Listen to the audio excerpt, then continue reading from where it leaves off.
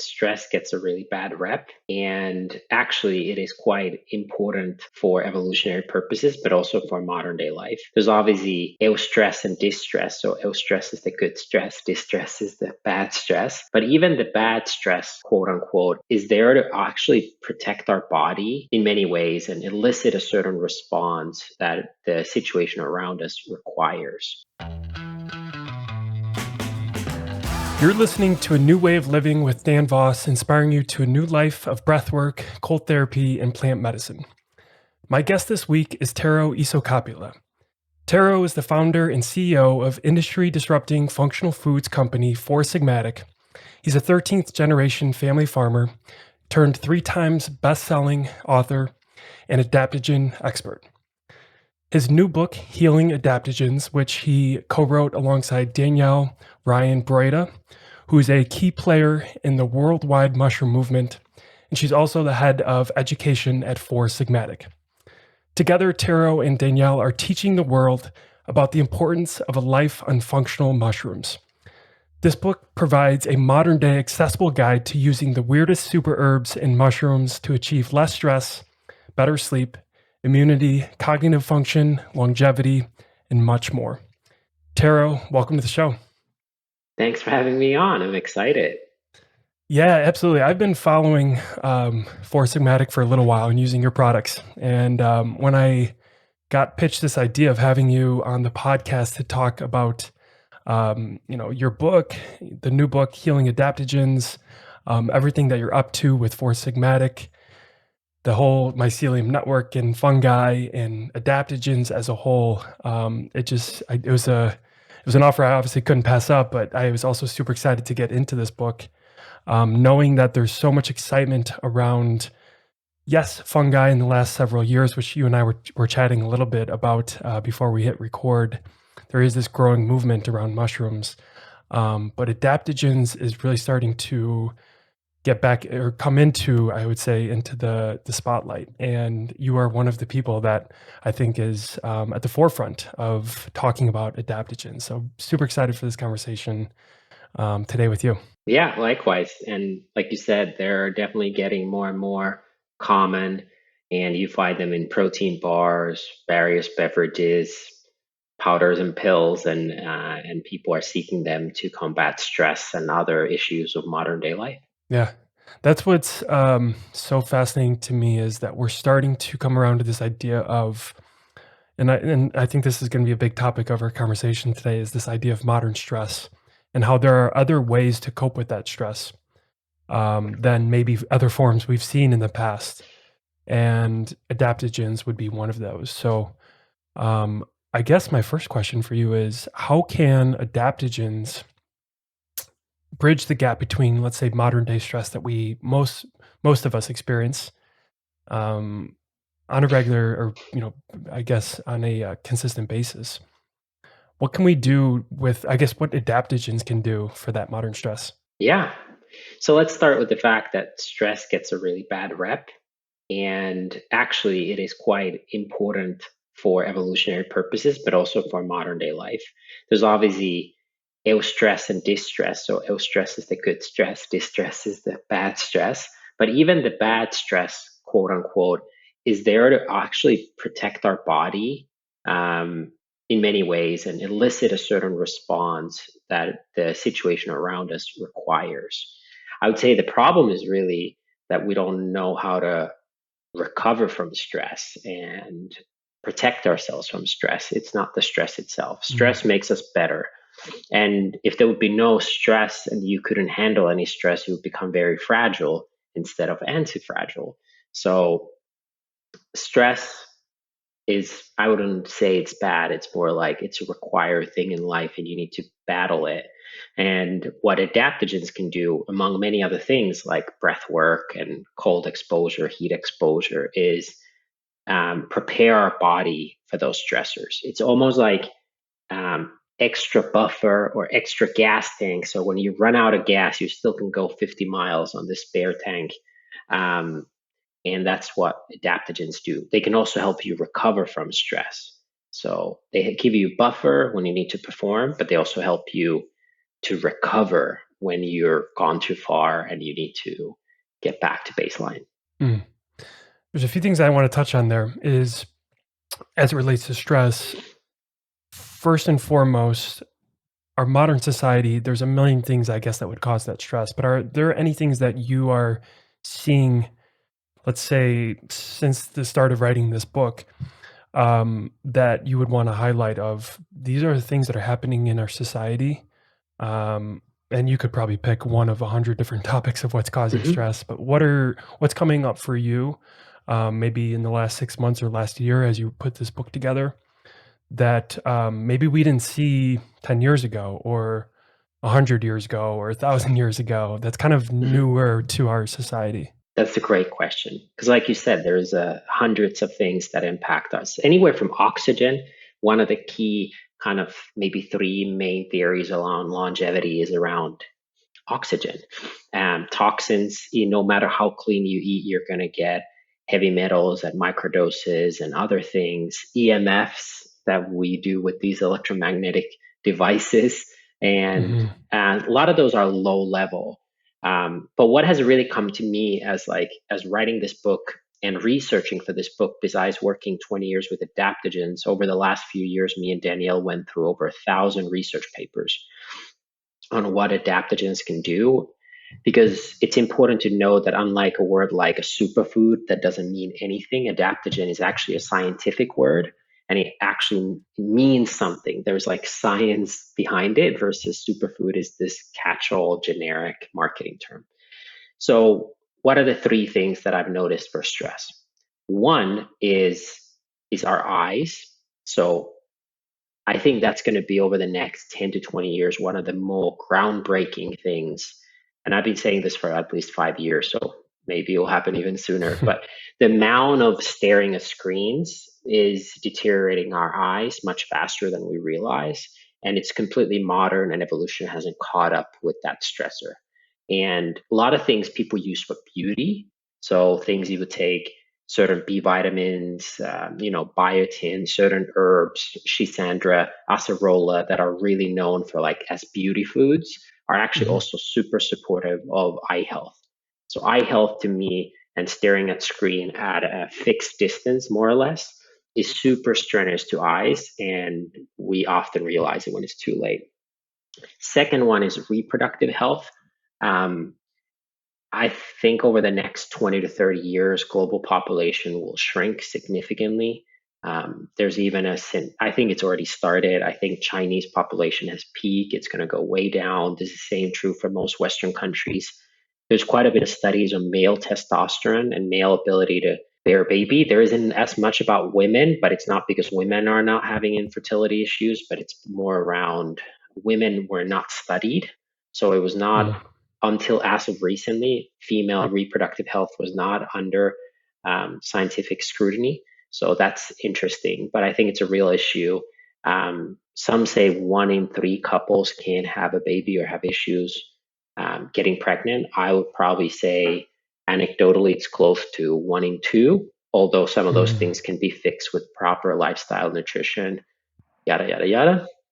And third one is gut, but from a different angle. There's a lot of talk about microbiome. Over the last 4 or 5 years, I've really gone deep on mycobiome. So wherever you find bacteria, you find fungi and vice versa.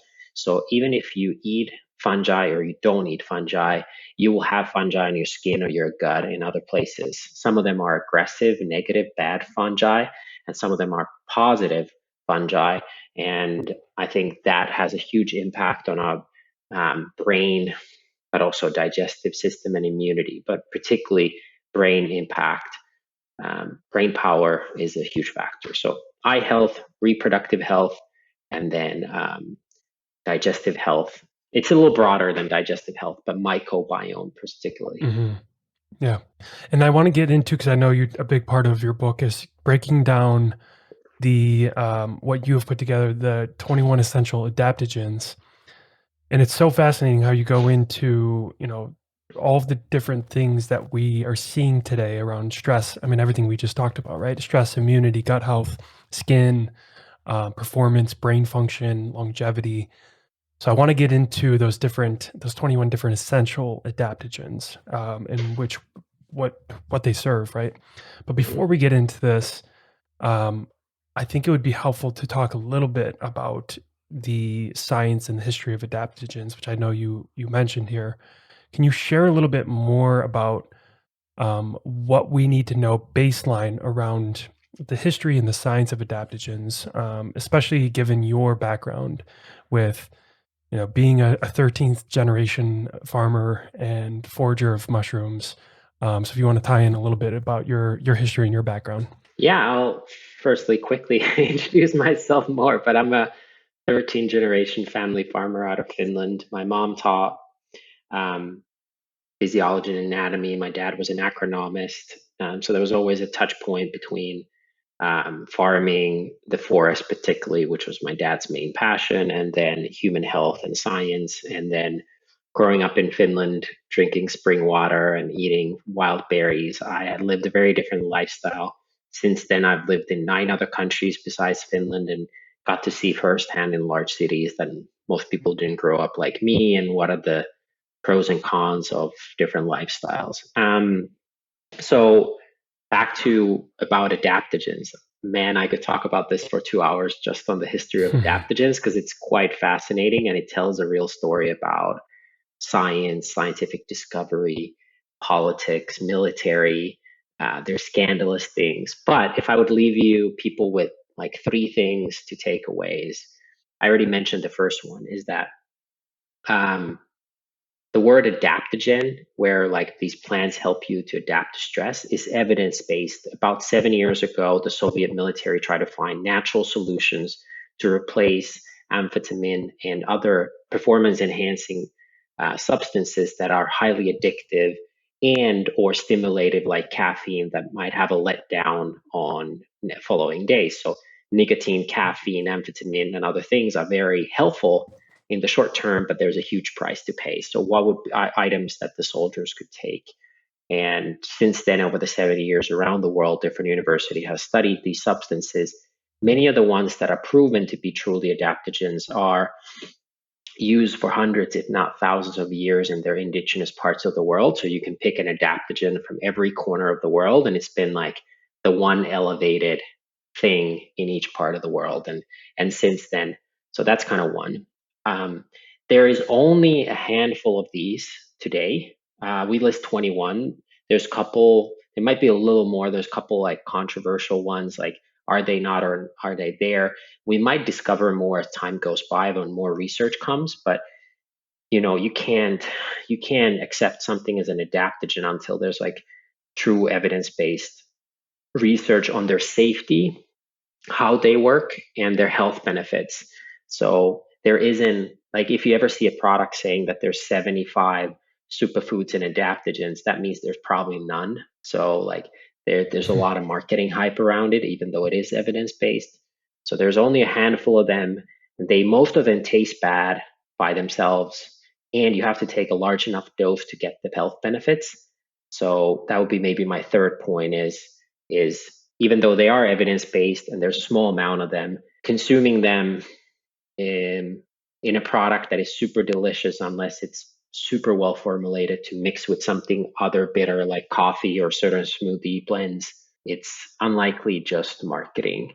So even though it's evidence based and there's a beautiful health benefits, there's also a lot of like the benefits are too good for marketers to pass on them because they sound like miracle foods, so they're easy to market as Mm, miracle foods as well. mm. So fascinating. So with the different, the 21 different essential adaptogens that you highlight, maybe we can break down like what are the best ways to choose the right adaptogens for your body type. So if you're looking Hmm. for something to your body to better defend itself, um, what would we be looking for that? Yeah, maybe as a kind of a disclaimer slash introduction, definition of adaptogens are that they're safe, non-toxic, non-addictive, so you could take them every day. Number two, they are restoring balance. So in herbalism and in nutrition, there's things that boost your body. Boosting means they're stimulating, up elevating, Mhm. up regulating. There's many words. Then there's down regulation. So they're sedative or calming or suppressing, depending on the system. And this can be true for energy, but also immunity. You can boost or immunostimulate, and you can immunosuppress, and those are used differently. These are neither and both. So they regulate, so they can up regulate or down regulate based on your body's needs. And then the third Yeah. requirement is that they are non-specific. So the body has 11 systems and they can operate multiple systems. So given that, and this is where most people lose the chain of thought if they're used with Western medicine mindset to understand this, unless they go deep into science, is that the same product you can take in the morning and evening. And this is very contradicting to how we're taught, is that there's uppers and downers, but you could take, let's say, a product like Shisandra. You could take Shisandra in the morning and you could take Shisandra in the evening, and that's where you lose people. That being said, to make adaptogens easier, I like to recommend looking at them through three lenses that are not based on the time of the day, but how you face stress. So, products you want to take to prepare your body for stress, whatever the stress is, exercise, work emails, whatever. When you need to perform under stress, and then when you need to restore from stress. So, kind of defend or prepare, perform, and restore from the stress. And you can kind of split these 21 adaptogens pretty nicely into those three buckets, but knowing that they're pretty versatile. So the same adaptogen, let's take ashwagandha, is one that a lot of people love to use for stress and sleep. It actually has very impressive studies for brain power as well. So it's not unheard of that you would take ashwagandha in the morning to think better or be better. But even though the most common use case is against combating occasional stress. And I guess so. There's a few things there. There's one thing that comes to mind. You're talking about this idea of upregulated and downregulated. That is something I relate to very well with breath work. Yep. Kind of looking into the nervous system, right? There's different types of breathing techniques to upregulate and to have cleaner energy and be more alert and get into that sympathetic state. And then there's breathing techniques to downregulate to feel more calm, more relaxed, more in a state of relaxation that rest and digest. So there's a lot of correlation there, I think, whether we're talking about breath work or things like cold exposure to adaptogens. So that was just something that came to mind as you were talking about that idea of up or down regulation.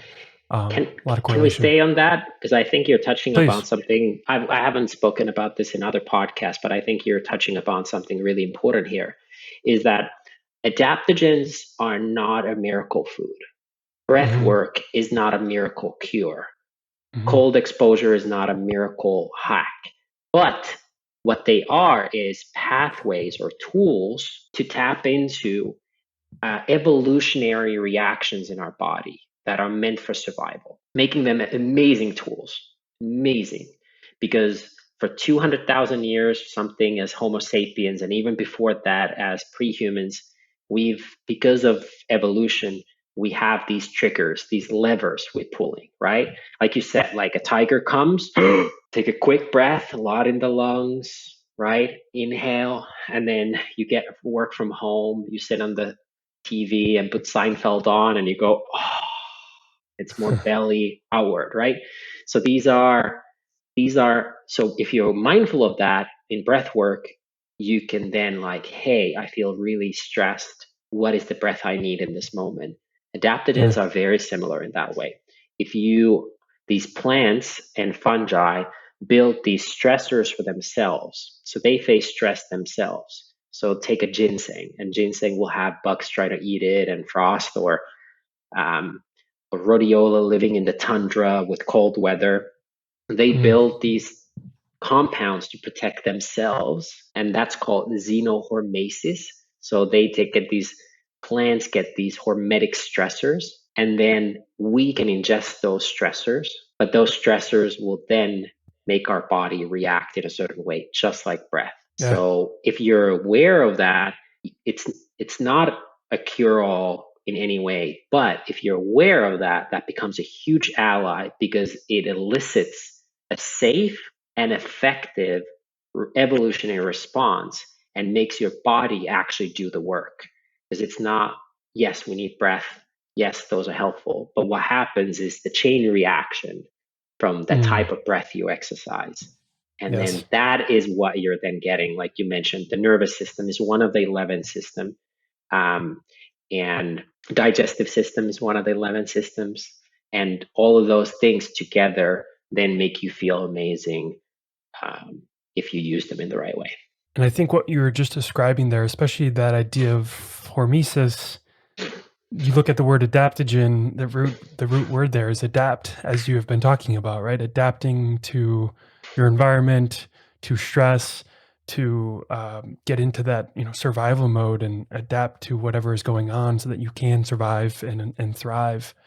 And that's exactly what's happening with breath work and any of these other tools that we've talked about, and consuming adaptogens.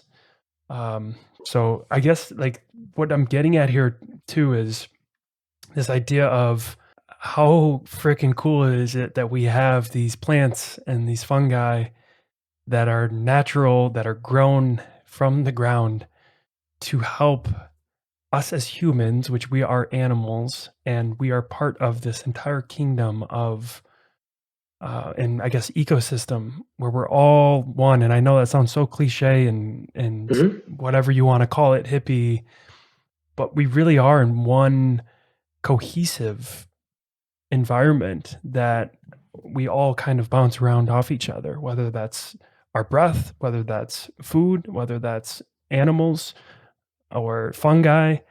It's just one collective ecosystem. And if you take one thing out of that ecosystem, we're kind of screwed, right? You take away air, we're screwed. If you take away food, we're screwed. Take away plants or fungi, it's really remarkable when Yeah. you think about it. Yeah. Just to follow up on that, makes me think of two things. One is that we absolutely should be grateful. The other thing we can be grateful for is the online purchases or stores that sell these ancient foods. Like literally, like reishi used to be not, it was rated as the number one food in the first materia medica in traditional Chinese medicine system. And if you found reishi, you were not allowed to ingest it. You had to take it to the emperor's palace. And now you can Wow. go on Amazon and same day delivery, you get a well prepared, organic, dual extracted reishi, right? Mm, And we can take now from every corner of the world the most nutrient dense, powerful, healing foods. And to us, it's just like obviously, but it's not obviously. Like it's such a miracle, and we should be grateful for the medicine that we can ingest and the healing properties they offer. Um, the second thing is we are all one, and I find it funny how like the middle people who are really hippie, they talk about the universe and the energy and the vibrations and mm, this and that. And then I talk to the most scientific people who work in, let's say, CERN. I used to live 2 years in Geneva, and I spend a lot of time with the CERN scientists, and they talk about particles, universe, vibrations, mhm. and they talk about the same stuff. But a lot of people think this concept of we're all one is just something weird. That being said, our mitochondria is basically an ancient being living inside of us. I mentioned bacteria and fungi in our gut. There are living other creatures living in our body ever since we were born. And if Mm, you acknowledge it or don't, you have foreign creatures living inside of you, and that's a good thing. Like we are mm, actually very synergistic as human beings. We would not be here without these foreign beings converting into our mitochondria, and we would not be here without the bacteria and fungi. And it's just for some reason in this modern narrative, we think somehow we're the superior species that survives itself, and that's actually not true. And there's so many parts of the ecosystem that if they're not here, we're not here. And I actually, that for that reason, to quote kind of the rest in peace George Carlin, but like the most arrogant thing you can say is we're saving the planet for whatever it is.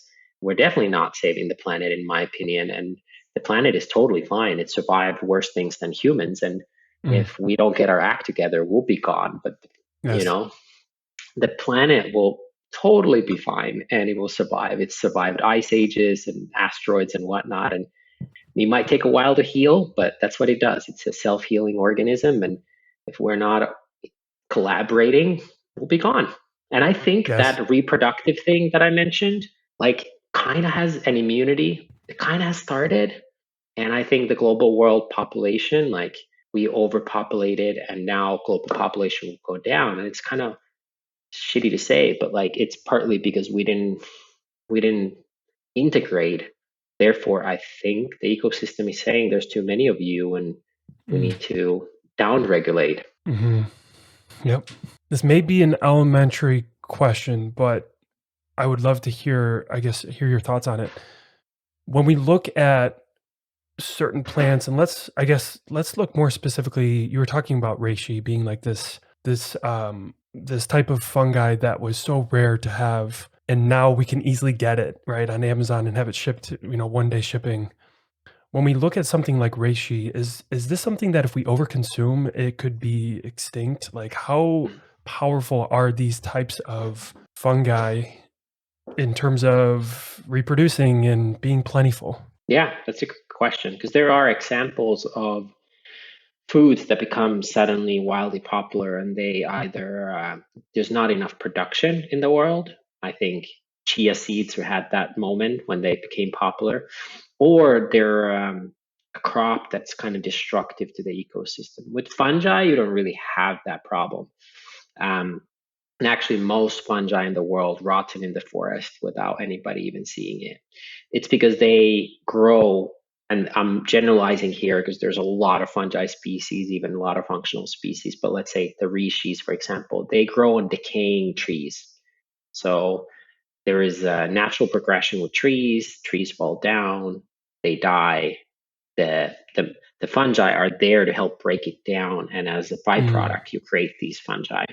So, and you can replicate that process by taking dead trees or decaying trees and you chop it down and you plant reishi and you put it under a, that's how uh, our rishis, for example, grown is you take logs, you drill holes, you put the reishi in, you dig it underground, and then you have like basically a greenhouse on top of it. But it's growing out of its organic, natural growing medium. There are also companies who produce it in lab, and the end product is 90 to 95% grains, which are often harmful for your gut. So that's like a different way of doing it. But in its mm. original way, you can super sustainably grow them. And then in the other mushrooms like turkey tail that grow wild, there's just like every part of the corner you find turkey tail. Like you go on a walk anywhere in the world, you probably find one. So there's an So abundance of them. fascinating. But it is good with things that are farmed, like legit farmed. And Uh-huh. I think there's some warning signs of, let's say, example, cacao, which to me is actually an underrated adaptogen. And it's one of the most biodiverse foods in the world. In Western Africa, there's a lot of cacao varieties that are suboptimal. There's also potentially child labor used. Um, and there's like issues where it's not really that we've run out of cacao, but in order to keep cacao production for horrible milk chocolates in the world that have nothing to do with real cacao, um, you have to result into monocrops, processed varieties, and other questionable things. So I think it's a concern less so with fungi and more with plants that you grow. Um, Yeah. Going back to this idea of the planet being just fine, and like it'll work out on its own. Like, it's us that we really need to work on and heal. Like you mentioned, this planet has been around for billions of years before us, and it'll find a way to survive and heal itself over time. I can't help but think, as we're having this conversation, especially around human use of adaptogens and fungi and plants and everything that we consume from the earth, I can't help but think that things like, let's say, the mycelium network look at species like humans and just say, like, "What the F are you doing? Like, what are you doing here? Like, we'll find a way to figure this out for ourselves, but you're kind of shooting yourself in the foot in many ways, and you're learning, I guess, sort of, but it seems like we we learn something and then we either ignore it or we take one step forward and then two steps back. So I think we're at a pivotal moment right now in human society, the history of our race, to wake up and make some changes and start paying attention to how we can heal as a human race and start better taking care of our home. Yeah, you can get into really trippy theories here that I cannot scientifically prove around panspermia and fungi's role in culture, both through the form of psychedelics and what I mentioned about microbiome. Um, but what we can say is that the fungi itself have been here. If the planet is 4.5 billion years old ish, fungi have been here about 2.4 billion years, well before any animals or plants existed. And they basically ate, quotation mark, rocks um, for a good billion years before any plants came. So um, I think they'll be here much after us, and if we're not careful. That being said, on the pivotal time, yeah, I think it is a pivotal time, partly because of technology. Technology is this wedge or lever, Archimedes lever for good or for bad, as far as how humans are collaborating with various resources and the environment. So technology Mm, offers us an opportunity to course correct, but it also offers us a risk to do bad even faster. But I mentioned um, immunity and reproductive health, and I think those are indicators of already environment course correcting an imbalance that human race has created. And we can make it political, we can make it whatever, tell us a story, but I think the numbers are showing that there's a course correction currently happening. Um, and how big it is, how deep it is, I don't know. And uh, uh, and I hope we find ways to be strong enough against bacteria and viruses, but also learn to rewild ourselves so that we have the ability to reproduce as well. Because even though it sounds really funny now, given the global population, I think ability to, you know, create children is critical in the future of humanity. yeah, yeah. I mean, obviously, it's what we need to continue our race and continue to grow. I want to go back to this idea of fungi briefly, and then I want to get more into adaptogens and what you talk about in the book. But you talked about you know the plant has been around for roughly 4.5 billion years. Fungi, a little over 2 billion years. Do we know the origins of fungi? How fungi was born? If you want to put it that way. Yeah, we have a clue. They were supposedly the first thing to come out of the sea to the dry land, and then fungi, just like humans, cannot produce their own food like plants can. Plants can use photosynthesis to create energy. Fungi need to breathe oxygen, expel CO2. They need to Mm. eat something. They don't really digest anything. Instead, they excrete these blend of enzymes and things that will then break down things and give them substances they can continue to grow from. Um, and supposedly, and this is where people probably start disagreeing, but humans and fungi clearly share some ancient ancestry. We share like up to 50% of our DNA with fungi. So it's Mm. said that fungi and animalia, the two kingdoms, were part of the same super kingdom before. Um, but we get into, again, a trippy territory. I mentioned panspermia and the idea, because mushroom spores or fungi spores are found in every level of the atmosphere, including space, is where did the spores come? Because they have this dormant form that can survive Antarctica and Sahara Desert, so extreme heat, extreme cold. So, and they've survived 2.4 billion years here on Earth. So, did they come from another planet or not? And that's where you get to a trippy territory. And I do have So a fungi can podcast. be. There's Sorry, go a ahead. there's a podcast that I did with.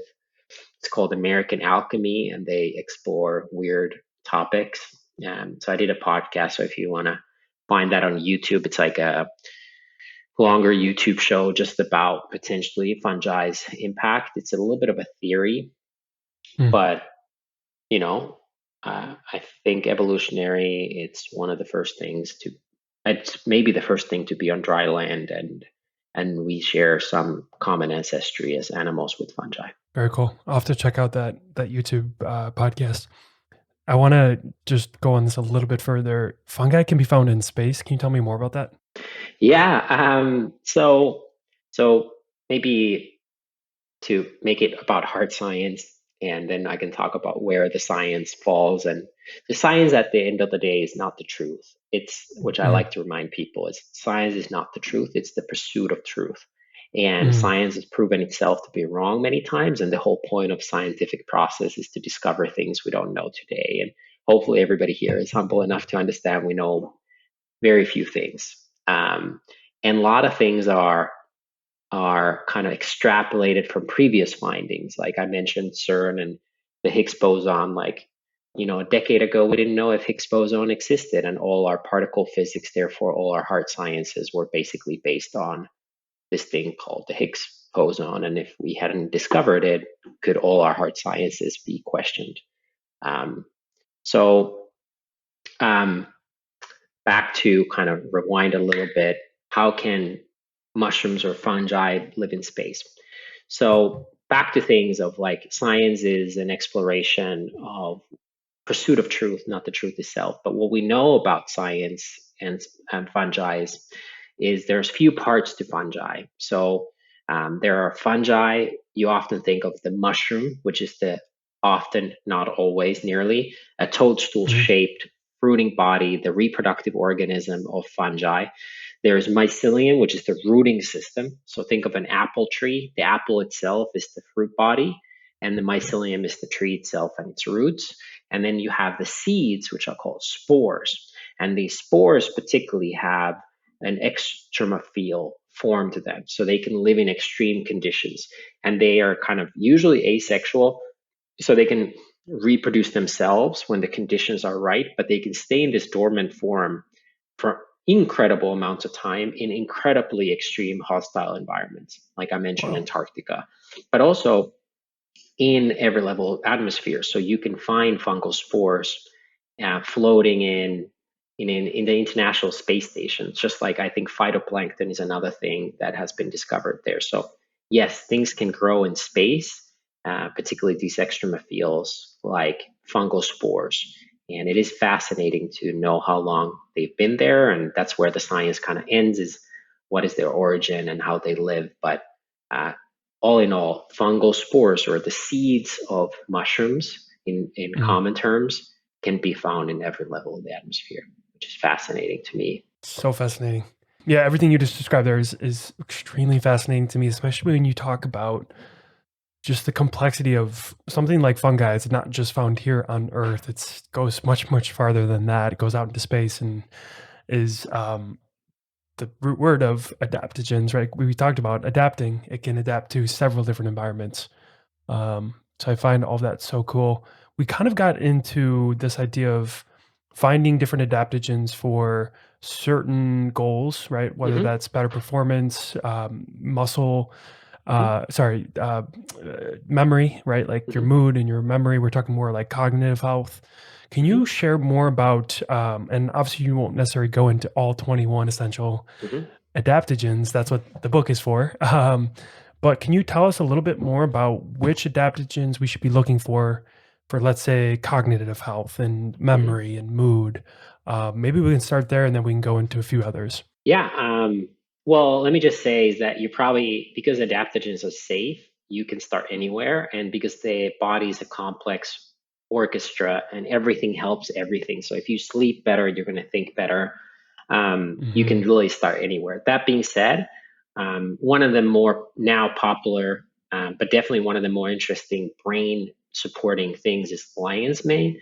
It's a form of fungi, and it has both short-term benefits around memory. There's interesting even human studies, which are somewhat rare with natural products, on people with mild cognitive impairment and how their memory improved. But it also supports, there's interesting studies about long-term brain health. So I think lion's mane is an interesting one there. I can come up with many others, but that would probably be my first one to check out. Love it. And then what about, let's say, longevity? I know that's a huge Mhm. topic for people that are looking to live longer. What are some things we're looking for with adaptogens and longevity?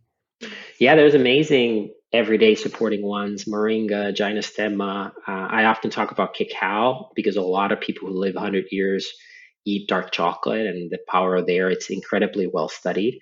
But what I would Mm, highlight is actually astragalus. It's a root. It's known as the yellow leader, um, but it is a very, very fascinating adaptogenic root.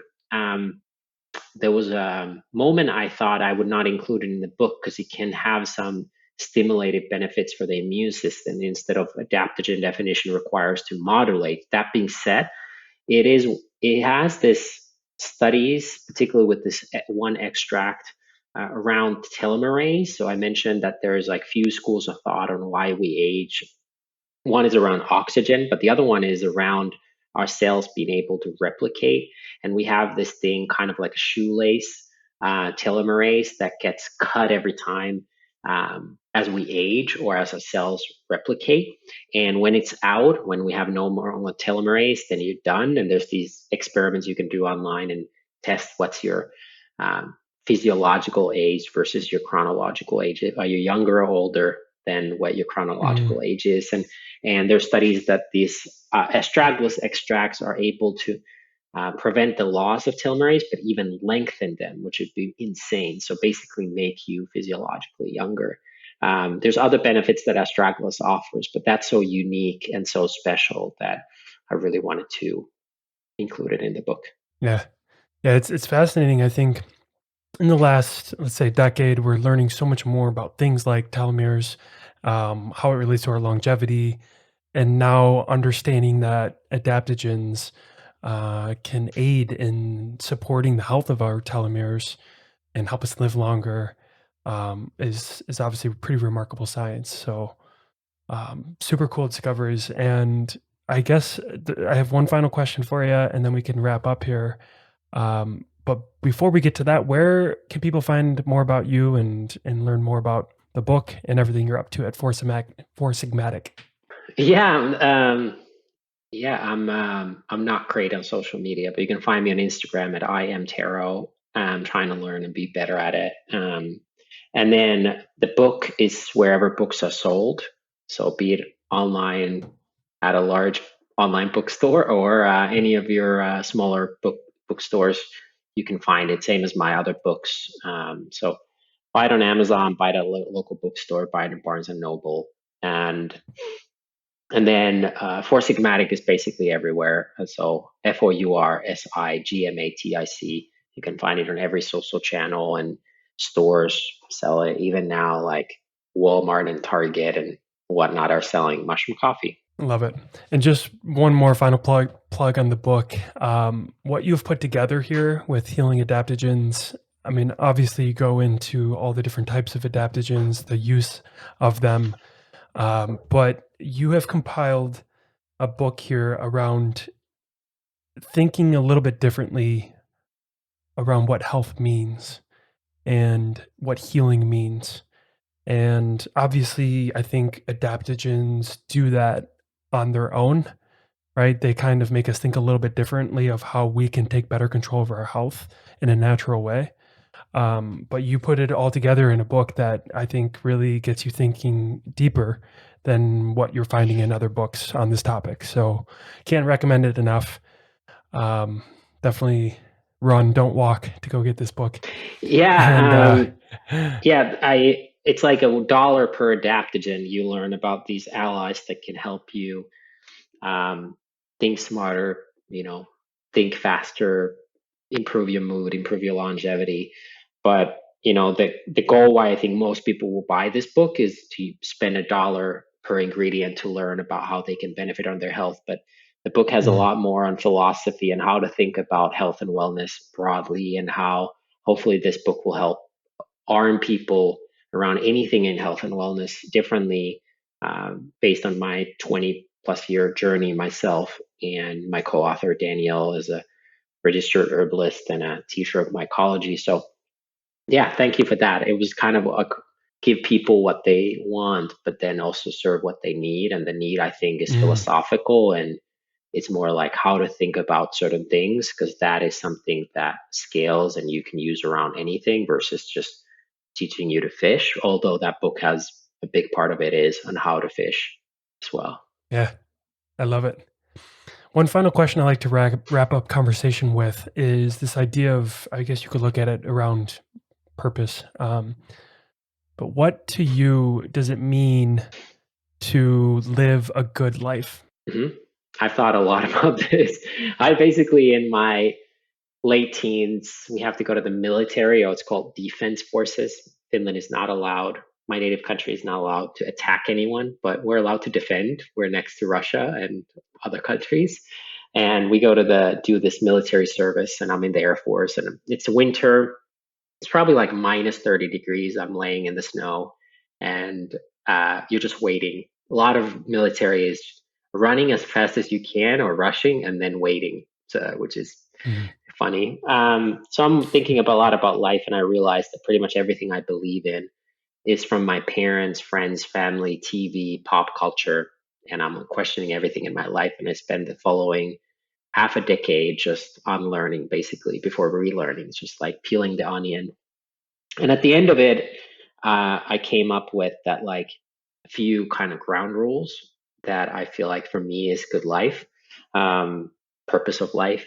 Um, and it's around living my life in my way, not someone else's life in someone else's way, um, but finding, or my life in someone else's way, seeing the truth, which is hard, and then accepting it, which is even harder sometimes, and then trying to respond um, to any situation with positive vibrations, even if it's negative, and finding positive. So those are the things I attempt. Now that I'm a father of two, it surely puts things into different perspective. And then under psychedelics, I get different answers around a big electron and our purpose here. But Mm, honestly, like, I don't think the purpose matters that much, except that you need to find yours and come to grasp with it, so you get the monkey off your back. But after that, it doesn't really matter. It matters what you do in the day to day and how it transpires, I think. But those were my answers. Live my life mm, in my way, see the truth and accept it, and then respond to negative situations positively. beautiful. It's beautiful insights. Tero, thank you for everything, for putting this book together, for giving me your time today, and sharing all of your insights and wisdom with me and my audience, around the topics of adaptogens and everything else that you're up to. So just want to say thank you so much. Thank you. Thanks for having me on. Absolutely. Have a good one.